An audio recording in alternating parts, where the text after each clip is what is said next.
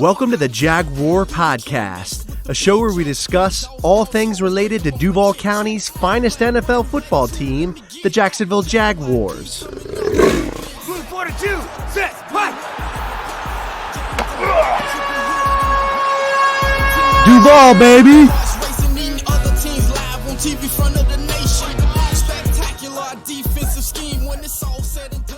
Hey everybody, it's Andrew and welcome to episode 119 of the Jaguar Podcast.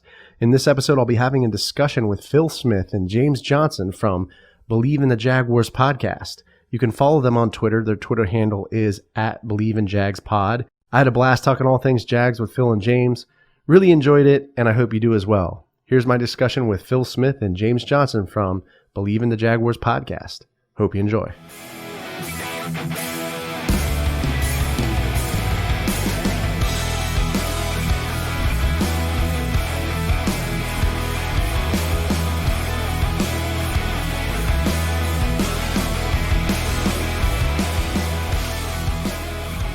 All right, we got Phil Smith and James Johnson from the Bleav in the Jaguars podcast. Phil and James, thank you so much for taking the time to jump on the show. Yeah. Man, thanks for having us. I knew that was going to happen. We're so uncoordinated. But yeah, man, me and Phil appreciate it. Awesome. So can you tell me a little bit about the Bleav in Jaguars podcast and kind of how you got that off the ground? Yeah, so it started off, the first iteration of this show started really a while ago, but the most recent iteration of it was the Jags Den podcast. We were doing that most of 2019, 2018, and then we were approached by Bleav, the Bleav Podcast Network, which is a network that is based out of LA, and they asked us about doing this show. They have a lot of different shows. They have a Bleav in the Steelers, Bleav in the Seahawks, Bleav in the Cardinals, and they wanted to get a Jaguar show off the ground, and they approached us. So we've been with them since January. They've been great. They have an incredible library of shows that we're happy to be a part of, and it's been a really, really good experience. They a lot of their shows have they pair up their host with a former player. Like for instance, the Seahawks show has Lofa Tatupu. The Steelers show has Ike Taylor. So that's something we may approach in the future, but for right now, Jay and I are pretty happy handling on our own. Nice. And how'd you guys become Jaguars fans? You want to go first, Jay? Yeah, well, for me, back in the 90s, I guess I don't want to give away my age here, but back in the 90s, my sister and her brother-in-law, because we all know Jacksonville has Navy ties, they lived in Jacksonville because my brother-in-law was in the Navy. So when the team came to Jacksonville, or the inaugural year, of course my sister and my brother-in-law bought all of this Jaguars gear and so on and so forth. And they, despite me being from South Georgia, roughly 3.5 miles away, they sent me all of this Jags gear basically as a kid. So when I was in kindergarten, or should I say I was in the first grade, I had Jaguars gear galore, basically, because they sent it to me, starter jackets, you name it, so on and so forth. So that's how I became a Jacksonville Jaguar fan, is through my sister and brother-in-law, believe it or not, albeit I'm from Georgia, and I live in the midway point between Jacksonville and Atlanta, basically, and if you want to put it on a map in terms of where I live in Georgia. So, I grew up watching the Atlanta Falcons, but I'm more so a Jacksonville Jaguar fan because of my sister and my brother-in-law, and traveling to Jacksonville quite frequently. So, like when I came up as a kid, I can remember, back then the Jaguars played on NBC. I don't know if y'all remember that, but they were on NBC. And, the Falcons would come on Fox. So at 1, I watched the Jags. Then, at 4, for the next set of games, I'll watch the Falcons, or vice versa, or whatever. So, yeah, that's how I became a Jags fan. Nice. Yeah, I'm a Navy brat. So that's how I kind of became a Jacksonville Jaguars fan. Lived in Jacksonville. And, kind of back when the Nate Sean Means and Mark Brunell days, right? Boy. Yeah, same here. Similar story with me. I always had family living here because I was living in Michigan at the time when they got the team. It's funny you mentioned Natron Means. That was my first ever Jaguar jersey, man. I wore that thing until the numbers fell off, dude. I had that thing for so long. I wish I still had it, but yeah, the same thing with me because my intro to NFL football was the Lions when they had Barry Sanders, and I remember being frustrated as a kid because those teams were so bad, but he was amazing. And then another team came along, and of course we had that '96 run. And but yeah, I've been a fan since inauguration. And even though they break my heart on a yearly basis, I just can't seem to let go. So, but yep, since the team was born, I've been around. Nice. All right, so let's jump into some Jaguars here. First topic, Yannick Ngakoue.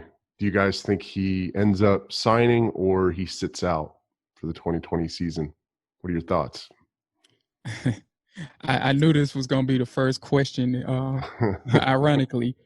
So, and I look back at something because actually Tony Boselli was talking about this at the Jazz scrimmage, which they showed the beginnings of. They didn't show the actual team versus team stuff. But, yeah, he was saying he thinks Yannick comes back, around that Monday before the season starts. Basically, before, I guess, like the timeline where you have to report, but based off of last year, I guess it's different from last year because there are new COVID protocols or whatever.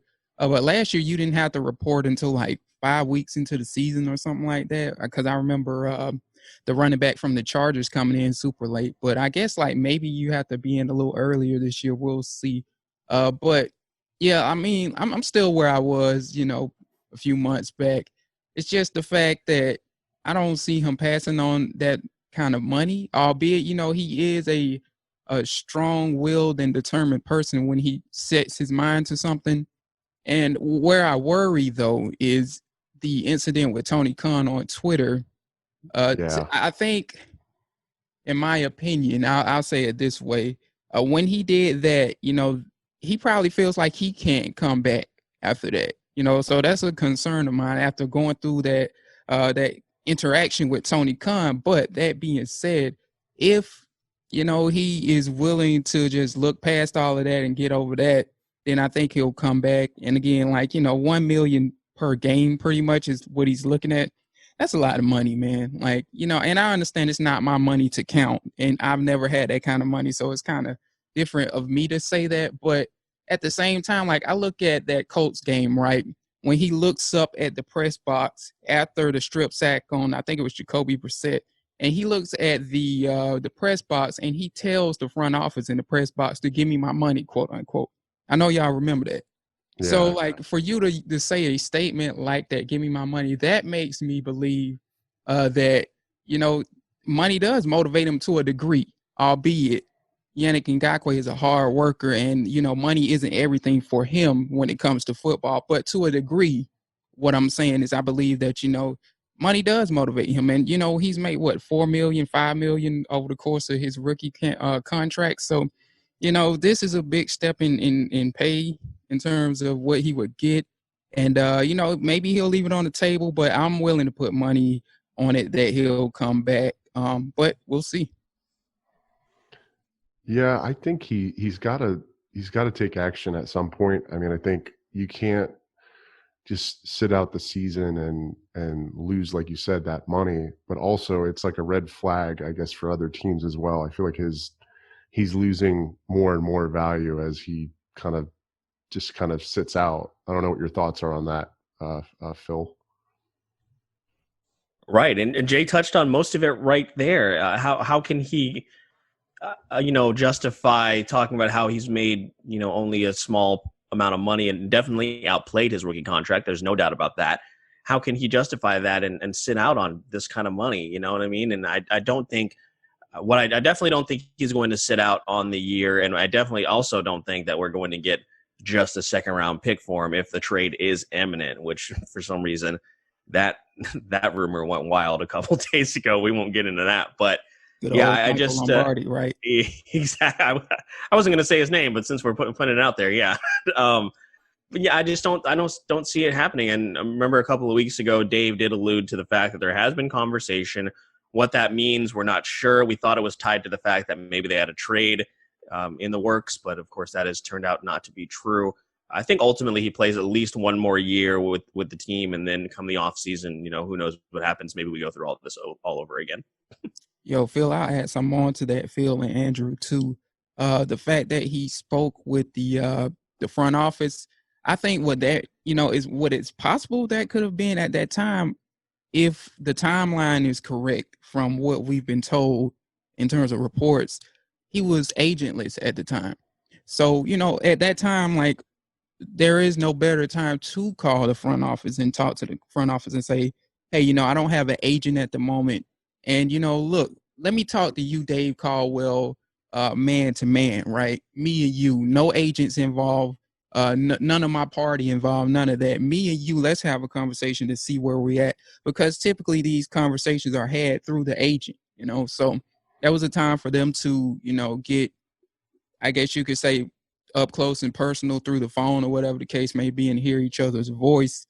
And like a lot of people have kind of hinted at, that conversation being somewhat productive. Nobody has actually said, the details behind it, but nobody has come out like, the Ian Rappaports or Tom Pelissero is one who's especially spoken on it.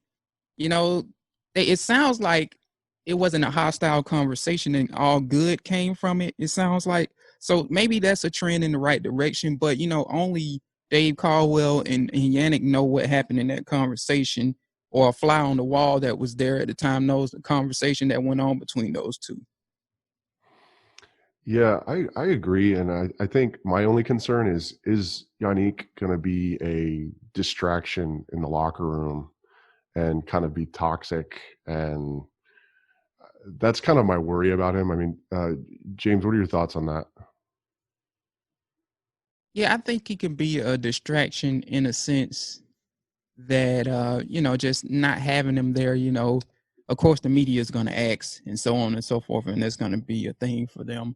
If he does, come back, I don't think you have to worry about that, because at that point, I mean, he's a pretty clear cut and dry guy. He'll just come out and tell the media like, hey, look, whatever the case may be, he'll say, for example, hey, me and Dave had a conversation.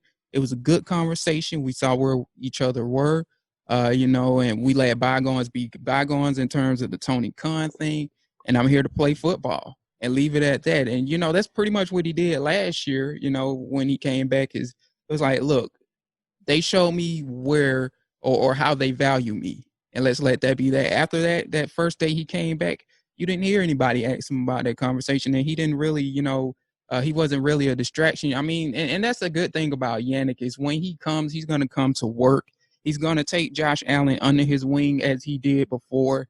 He's going to take K'Lavon Chaisson, probably, who is new to the locker room, under his wing as well. So like looking at the past, he really hasn't, when he does report, he hasn't been a distraction in the sense of the contract situation that came beforehand of him reporting. So I don't, that's not one of the things I really worry about with him. Maybe other players you would, but when he's there, he's going to have an initial statement. He'll leave it at that. And then, whenever the year is over, they'll reassess that and you can readdress it. Gotcha. Yeah. There have been a lot of, acquisitions, free agent acquisitions. We acquired recently cornerback Tremaine Brock from the Titans. I really like this signing, but I kind of wanted to bounce it off you guys, get your thoughts. Phil, we'll start with you. No, I definitely think, especially in a season that is going to be one unlike any other, right? Then it definitely doesn't hurt to have more and more depth. Admittedly, I'm not as familiar with his work, but I do know that he's a solid player. And again, when you have an incredibly young locker room, then bringing in a guy that's got experience, that's going to be able to try and guide and navigate this roster through unprecedented times, and also a guy that's coming from a team that's had a lot of success in not only beating us, but also just in general, that's going to be a positive all around for sure. Yeah, whenever we take away a player from the Titans, I always get happy. Yeah, exactly. I wish we could take some wins away from the Titans. That'd be even better. But I mean, players are good too. Yeah, it's a start, right? Yeah. All right. So we got. Oh, sorry, James. Oh yeah, well, I was gonna say to kind of add to what Phil said in terms of Brock. He had the Trent Baalke connection, and that's one thing I wanted to point out here too. Is since Trent Baalke has entered that front office, you can see where he's helping out Dave Caldwell. You can see, where he's having an influence to some degree. I don't know like how much of an influence he has, like what he has to do with the draft process, if at all. But there have been plenty of former 49ers.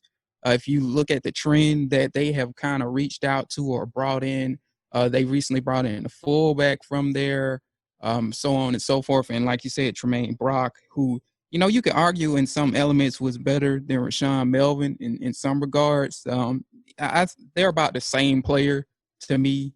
They about the same amount of starts, somewhere in that 50 threshold of starts. So, he's an experienced guy. He's a bigger corner. He's a guy that, he was there when Baalke had success in San Francisco. So he brings, a winning pedigree. Obviously, what Phil said with the Titans, he brings that into the mix as well. So, they kind of needed that. Although, a lot of people were like, well, let's just go all young at corner because we got some young talented corners. Still, like those young guys need somebody to learn from, even Trey Herndon, who has been there 3 years. Yeah, I think he brings a lot of veteran experience, into that secondary. Is going to help, guide them along. And what I really like about Tremaine Brock when I watch his highlights is his tackling abilities. I mean, he's a really good open field tackler. He flies to the ball, and that's what we need. I mean, I feel like especially with AJ Boye, that was kind of an issue with him where he wasn't a very good open field tackler. So, good coverage corner, but I just didn't feel like he could make those open field tackles. And I'm kind of relieved that we have Tremaine Brock now because I feel like we'll be good there. Yeah, it just makes you feel a little bit better, right? And Jay alluded to Rashawn Melvin, opting out. So this makes you with a really young locker room, or specifically, just like Jay said, a young secondary. This is huge. I'm really excited about this one. So we also had another signing. We signed 49ers former fullback Bruce Miller. I don't like this signing at all. This guy's a troublemaker. I'm hoping he's cleaned up his act, but kind of wanted to pick your guys' brains on this and kind of see what your thoughts were. James, we'll start with you. Yeah, me and Phil talked about this immediately after we signed it because, me and him, we saw the red flags and we were like, ooh, like, I don't know about this one. But, Doug Marrone says, or I think it was somebody in the front office, they said in the presser said they spoke with him about, his prior issues or what have you. And then, like with this type of thing, I would hope, especially with the Jacksonville Jaguars history, I would hope that like they did their research thoroughly in terms of the court documents and what have you. And one thing I brought up to Phil is like, well, with the incident that happened in California with the older man and his son, maybe, it was thrown out basically. I guess I'm missing the legal term there. It was thrown out basically because the court had like tapes. And typically hotels do have tapes. So maybe, maybe that was the case. Like you don't want to speculate or whatever the case may be because we weren't there. But yeah, like it's still nonetheless, just looking at his history even before that was concerning. But at the same time, like, me, you, and Phil aren't the ones in the front office making the decisions. So it's kind of up to them from that regard. Yeah, it was very confusing, especially when you're trying to completely revamp the culture of the team, and they've done some contradictory things where it's like, okay, well, let's try and rebuild the locker room. We're going to draft guys that are a little bit quieter, like CJ Henderson, Caleb on Chason, guys that maybe keep their head down, Joe Schobert, who's maybe a quiet leader. And then they trade Calais Campbell, and then they do some other good things. And then they bring in a guy like this. And it's definitely concerning. And for a team that hasn't really utilized a fullback in a long time, it makes you wonder why they went this route, because I feel like, and Jay, maybe you can speak on this more, I feel like there probably were other options available with as far as somebody that didn't have such a checkered past, because this kind of reminds me, and it's eerily similar to the Dante Fowler thing, right? Remember when he got into it with a neighbor, and it's weird that two players that have a similar incident like both find their way to the team. It's strange to me.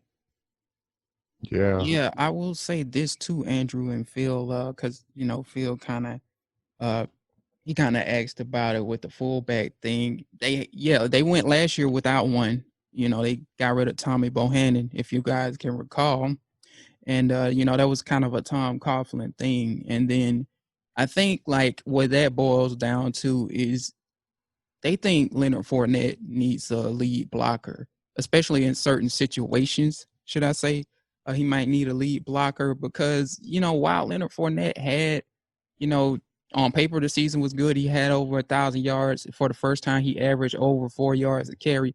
If you take away 3 or 4 of his carries, which were for like 40, 50 yards or so, his season is tremendously on paper. It's not as good as it seems. So I think like that's part of what it is with Gruden coming to the equation.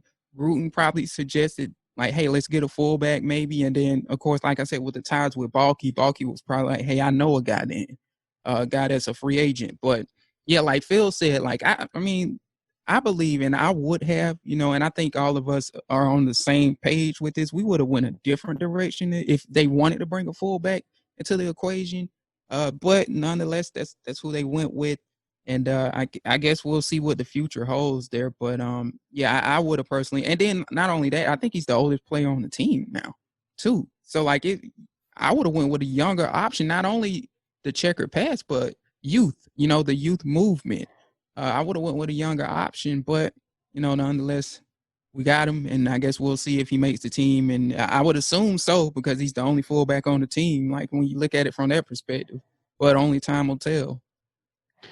Yeah, I really wish they had kept Tommy Bohannon. I liked him just as a player.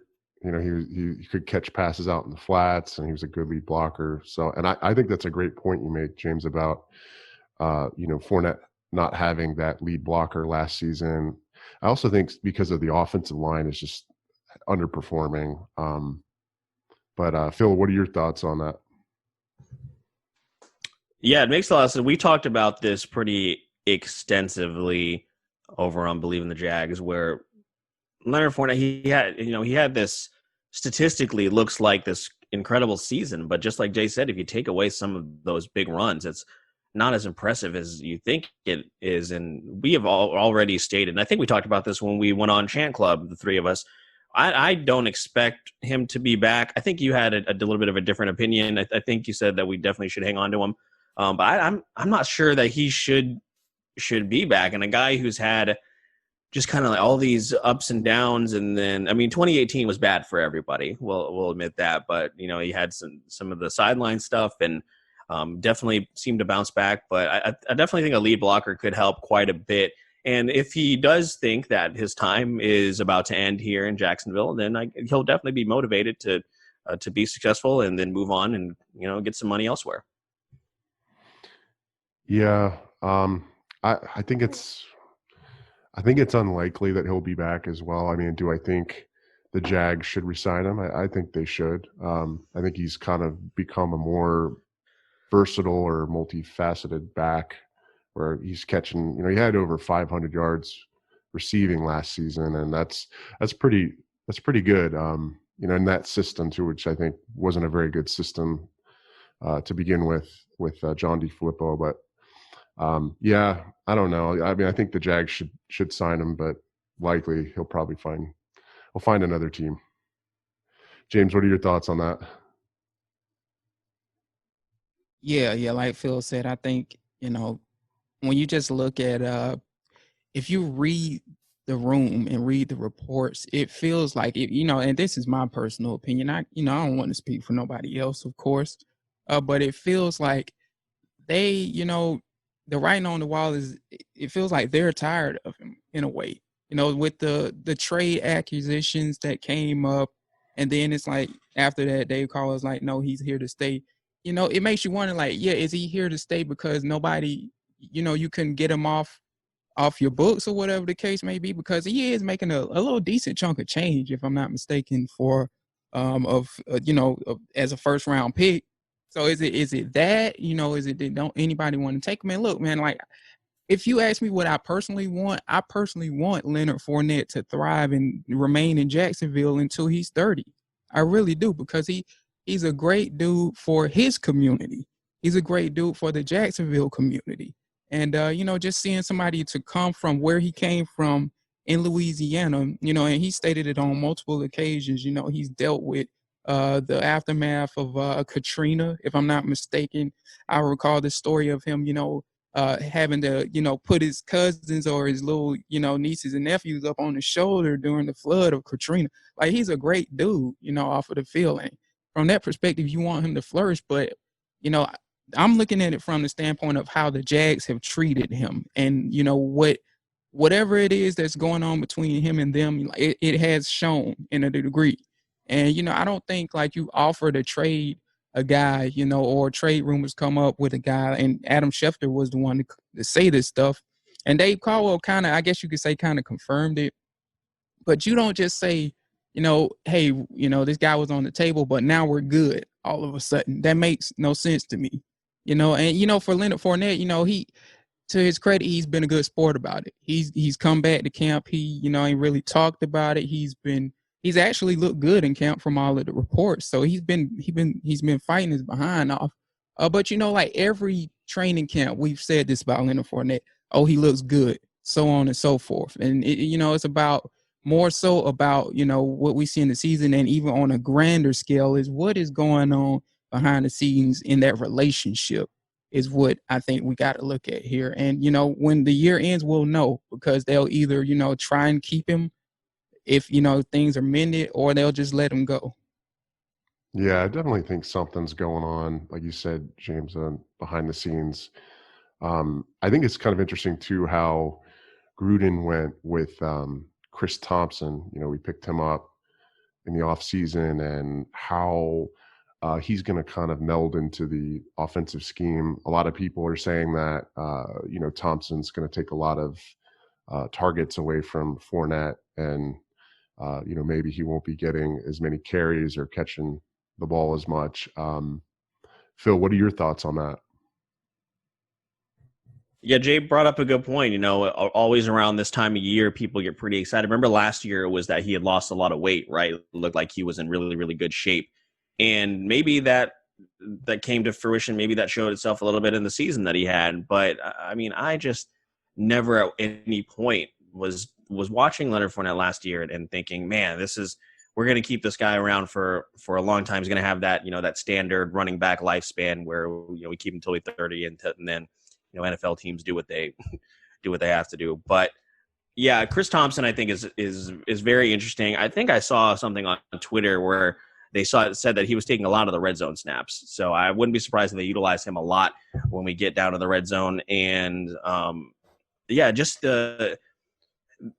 with the trend of running backs in the NFL, why would they keep Leonard around and pay him whatever money he feels like he's owed when they can find a guy who can have the same output later on in the draft? You know what I mean? We have another draft coming up next year where we have some extra picks, and I'm honestly surprised we didn't. And of course, we brought in, and Jay's name and Andrew's name is escaping me right now. Of course, we brought in the undrafted guy who I think they have a lot of plans for, they feel pretty good about. But I'm surprised they didn't go with all the backs, all the names that were mentioned, heading into the pre-draft. I'm surprised we didn't go with somebody in the draft this last year. Yeah, I thought James Robinson. Is that the one, Phil? Yeah. Yep. Yeah. Go ahead, Andrew. I thought they were going to go with somebody like, what's his name? Michael Pirine, I think, from Florida. I thought, since we love Florida, I was thinking maybe we'd go. I thought Cam Akers maybe, but it just didn't happen. Yeah, so we'll see what happens. Maybe next draft. So I want to segue a little bit into the tight end position. It's really been an issue for the Jags just in terms of depth. We lost Josh Oliver pretty much for the entire season with that broken foot. James, what are your thoughts on this on Josh Oliver? Yeah, it's crazy. Me and Phil talk about this often. If I can recollect when I watched Josh Oliver on film, and went back and, because I haven't watched him on film since we drafted him, but when I look back at his resume at San Jose State, he wasn't really injury prone. That's the odd thing about it. And then he gets into the league, he just has a, unfortunate, he's dealt the unfortunate hand. And sometimes that simply does happen in the league. You'll have a player who's healthy a predominantly amount of their high school and their college career, then they get into the NFL and they can't catch a break. And I think that's, that's what's happening here. Dave Caldwell, a lot of people will go back in hindsight and say Dave Caldwell should have spent that pick elsewhere or so on and so forth. But you can definitely understand why the Jacksonville Jaguars took Josh Oliver last year in the draft. The talent is there. And, like people look at statistics and this, that, and the other. Well, go back and look at George Kittle's statistics at Iowa. And I've told Phil this too. I'm a film junkie. And I don't remember anything from George Kittle at Iowa at all. And then, he comes into the league and he blossoms into the player he is. That's how you have to look at the tight end position, basically, is, the statistic might not necessarily be there in college, but the attributes and the athletic ability is what you look at and what they could be. You draft tight ends in this day and age for their upside is how draft rooms go about it. And that's what they did with Josh Oliver. And, since he hasn't been able to catch a break. Now, I will say this, the Jacksonville Jaguars seem very confident going into the season even without Josh Oliver. You've heard, Dave Caldwell say, yeah, we got Tyler Eifert, this, that, and the other. But look, we're talking about the three top guys on that depth chart, including Oliver. Oliver was coming off of IR with the back injury. O'Shaughnessy's coming off of IR with an ACL. And then you look at Eifert, while he's not coming off of IR, and he did play in all 16 games, if I can recall, last season, he's missed over 50 career games. When those are your top three guys, you probably should have drafted a tight end higher, even though, despite your faith in Josh Oliver and so on and so forth. Like, I went into this season with the mindset that you can't even trust the top three guys health-wise, in my opinion. And Dave Caldwell is a guy that, we've talked about this in our last podcast with Bleav Brumley, shout out to her. Dave Caldwell is a guy that's proven to be stubborn to move on from a guy when he needs to. And I'm not necessarily saying he should have moved on from Josh Oliver, but they should have taken a tight end high still, because not only was Josh Oliver coming off of IR, but just the history of injuries at that position that they had out of precaution as a GM. He should have took a tight end high, and it could bite him in the behind later down the road. Agreed. Phil, what are your thoughts? So it's tough for me to talk about Josh Oliver, and Jay knows why. A few episodes back, we did a 2020 hot take, bold take episode, and my hot take was that Josh Oliver would lead the team in touchdown catches. That's how confident I was that Josh Oliver is going to have a bounce back year, because if you put on the film, there were definitely some times where he disappeared in that offense, but when he shined, he really did shine. And I was confident that he was going to bounce back because, like Jay just said, he didn't have this history in college, and for some reason he just can't get on the field now. The fact that, and Jay, maybe you can remind me, you tagged me in this a few days back, they did work out a couple of tight ends, and nothing ever came of that, right? Yeah, nothing came of it. I forgot the gentleman's name. I think he was a rookie that went undrafted, if I'm not mistaken. But yeah, nothing came of it, and they ended up signing somebody else instead at another position, if I can recall. Yeah, to say that they have that confidence in Eifert, I'm like, but why? You know, I mean, it's Eifert. I'm sure he's aware of his history, and just like Jay said, yeah, he's coming off a season where he played all 16 games, but that's an anomaly, right? We haven't been able to see that. So for them to make that statement and not make a move and not be prepared is unfortunately some of the same old Jags that people like to talk about and reference, and that's not good. Yeah, I think we picked up a guy from Georgia Tech in the draft, Tyler Davis. Yeah, I forgot about Tyler Davis. I'm glad you brought him up too, because and we got him in the 6th round to be exact. He's a guy that I watched what little bit of, that was the thing. It was so hard to find film on Davis. It seems like a lot of his film is coaches' film that only GMs and people that work in the NFL have. It wasn't a lot I could find on YouTube, but I did like his ability in the seam too. But my thing is, when you're drafting a guy at the 6th round, it's going to take a lot of work to get him where you need to be. That's kind of why I forgot about him when we had this conversation. But when you look at his ability in the seam and the stretch, the field, in that regard, he definitely could be a threat. And he's a guy like, when we drafted him, I circled him and said, yeah, give this kid 2-3 years.